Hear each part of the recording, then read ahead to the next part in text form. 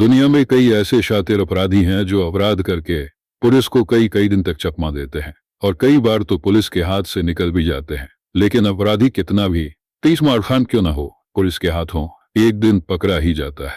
यह तो रही जो लोग अपराध को ही अपना पेशा बनाकर रखा हुआ है, लेकिन कई बार ऐसा भी होता है कि आम इंसान जिसने कभी कोई अपराध नहीं किया होता है, उसका अपराध से दूर दूर तक कोई नाता नहीं रहा होता है, लेकिन जब वह कोई आम इंसान जुर्म करता है तो पुलिस से बचने के लिए वह ऐसा नया नया तरीका अपनाता है कि पुलिस भी सच्चाई सुनकर दंग हो जाती है।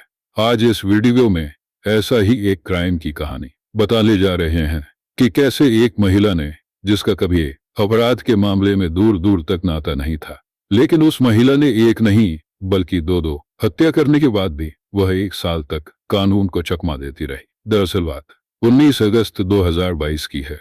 असम के गुवाहाटी में एक नून माटी थाना में एक बहुत ही परेशान महिला पुलिस थाने पहुंची।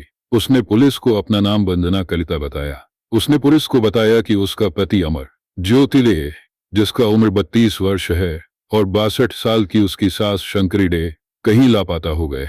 उसने आगे बताया कि मैंने दोनों को ढूंढने की बहुत कोशिश की लेकिन नहीं मिले। पुलिस ने शिकायत सुनने के बाद मामला दर्ज किया और इस मामले की गंभीरता को समझते हुए जांच शुरू कर दिया।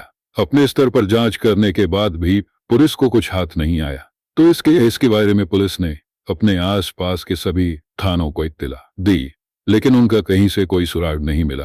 फिर भी पुलिस अपना काम कर रही थी। अब नवंबर का महीना आ चुका था। इस केस का जांच जारी था।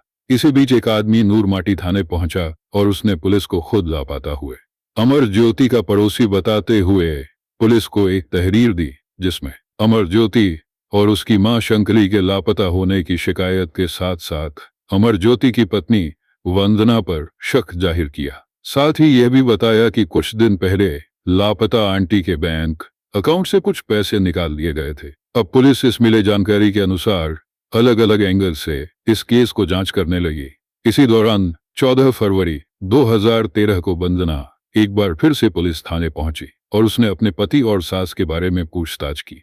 पुलिस ने जांच जारी होने की बात कहकर उसको अपने घर जाने को कहा, लेकिन पुलिस अब उस पर नजर रखने लगी।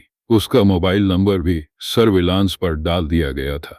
तभी एक दिन पुलिस को उसकी गतिविधियों पर शक हुआ और पुलिस ने वंदना को फरवरी 2023 को उसके 2 साथी के साथ गुवाहाटी से गिरफ्तार कर लिया। वंदना ने दोनों दोस्तों की पहचान धन डेका, जिसकी उम्र 32 साल, और अरूप डेका, जिसकी उम्र 27 साल थी, इसके रूप में पहचान की गई।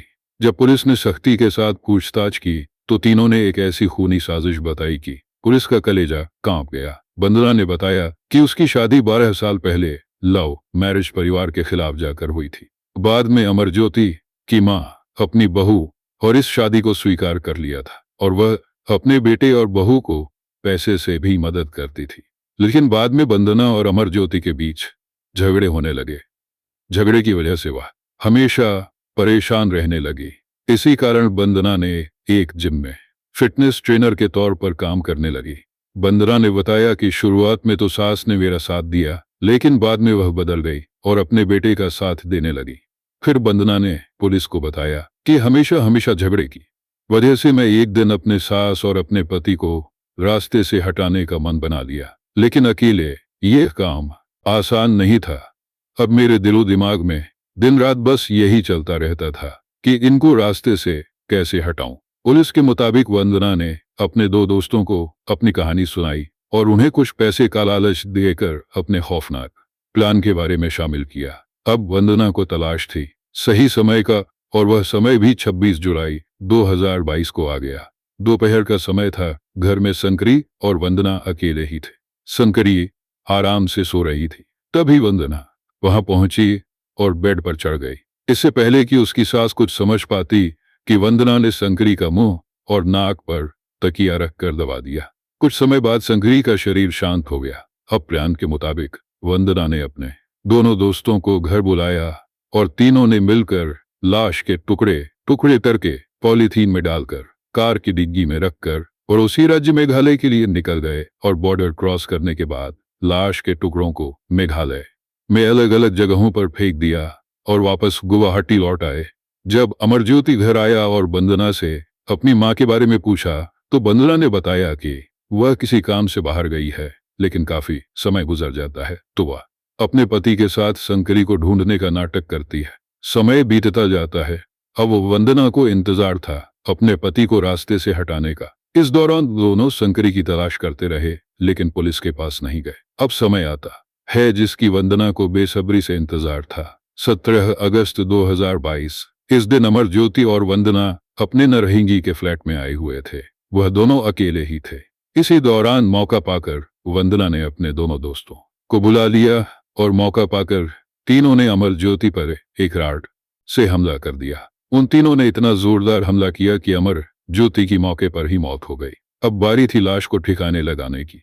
लिहाजा तीनों ने लाश के टुकड़े कर पॉलिथीन में बांधकर गाड़ी की डिग्गी में रखकर मेघालय की ओर निकल गए और बॉर्डर क्रॉस करके लाश के टुकड़े को अलग अलग जगहों पर फेंक दिया, जैसा कि शंकरी के साथ किया था, और फिर वापस गुवाहाटी आ गए। वंदना ने पूछताछ के दौरान पुलिस के सामने दावा किया कि उसका पति नशा करता था और कई लड़कियों के साथ उसका अवैध संबंध था, जिसके कारण हमेशा झगड़े होते रहते थे। पूछताछ के दौरान आरोपियों को पुलिस मेघालय ले गई, जहां उन्होंने लाश के टुकड़ों को बरामद किया। इस काम के लिए मेघालय पुलिस की मदद ली गई। पूरी जांच होने के बाद तीनों आरोपियों को जेल भेज दिया गया है।